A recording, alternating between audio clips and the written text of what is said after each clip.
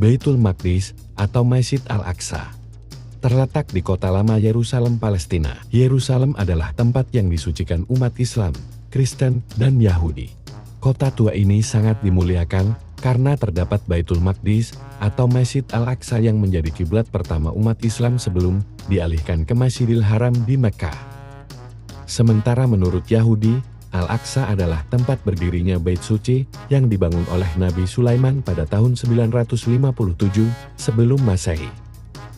Di kawasan ini juga terdapat dinding ratapan, sisa dari dinding tempat berdirinya Bait Suci. Sedangkan bagi umat Kristiani, di sekitar Al-Aqsa terdapat Gereja Makam Kudus, sebuah tempat ziarah penting bagi penganut Kristen di seluruh dunia.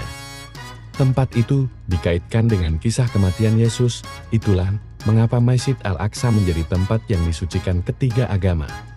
Sepanjang sejarah, ada dua pahlawan Islam yang pernah mengambil alih Yerusalem. Salah satunya adalah Umar bin Khattab. Amirul Mukminin memimpin kemenangan pasukan Muslimin pada tahun 637 Masehi saat meletusnya Perang Yarmuk pada akhir tahun ke-13 Hijriah. Perang Yarmuk menjadi salah satu perang terbesar pasukan Muslim melawan kerajaan Romawi Timur. Pasukan Muslim lalu mendapat kemudahan menaklukkan seluruh kota di negeri Syam. Umar memberi jaminan bahwa penduduk Kristen dan tempat suci di Yerusalem akan dilindungi di bawah pemerintahan kaum Muslimin. Setelah Umar ada lagi sosok kedua yang berperan besar dalam penaklukan Baitul Maqdis ialah Salahuddin Al-Ayyubi. Salahuddin Al-Ayyubi berasal dari suku Kurdi Irak. Ia meniti puncak karirnya sebagai panglima besar dengan merebut kembali tanah suci, Baitul Maqdis dari cengkraman pasukan salib Kristen. Salahuddin berhasil menaklukkan Yerusalem setelah 88 tahun hidup dalam cengkraman Kristen Eropa. Yerusalem berhasil direbut oleh Salahuddin pada hari Jumat 27 Rajab 583 Hijriah, bertepatan 2 Oktober tahun 1187 Masehi. Al-Quds akhirnya berhasil takluk dari penjajahan Kristen Eropa hari itu yang bertepatan dengan peringatan Isra Miraj Nabi Muhammad SAW.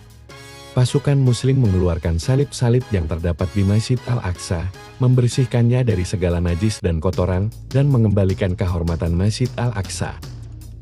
Dalam penaklukan Yerusalem dari pasukan Kristen Eropa, Salahuddin benar-benar menjunjung tinggi spirit Islam yang damai. Selalu ia tidak melakukan pembantaian terhadap warga Kristen, sebaliknya, Salahuddin melindungi umat Kristiani dengan keadilan.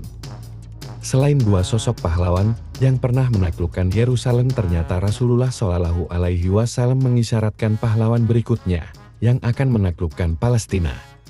Jika merujuk risalah nubuah pada 15 abad lalu, Rasulullah Shallallahu Alaihi Wasallam telah mengabarkan bahwa pada akhir zaman umat Muslim akan berperang melawan kaum Yahudi.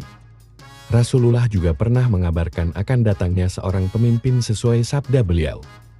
Dunia tidak akan binasa sampai seorang manusia di antara orang-orang Arab muncul yang memiliki nama seperti namaku. H.R. At-Tirmidzi. Sosok yang dimaksud Rasulullah Shallallahu Alaihi Wasallam dalam sabdanya adalah Imam Mahdi. Imam Mahdi bukan seorang nabi, melainkan hamba sholat yang memiliki pertalian keluarga dengan Nabi Muhammad Shallallahu Alaihi Wasallam. Dalam sebuah hadis dijelaskan Al-Mahdi akan muncul di akhir zaman, sebab bumi telah diliputi oleh tirani dan ketidakadilan. Al-Mahdi akan memimpin kaum muslimin pada peperangan paling besar dan kota Damsyik akan menjadi pusat komando beliau. Itulah mengapa Damsyik seakan menjadi tempat tinggal terbaik bagi muslimin nantinya. Imam Mahdi akan berhadapan dengan Dajjal yang telah menyebarkan fitnah dan tipu daya di muka bumi.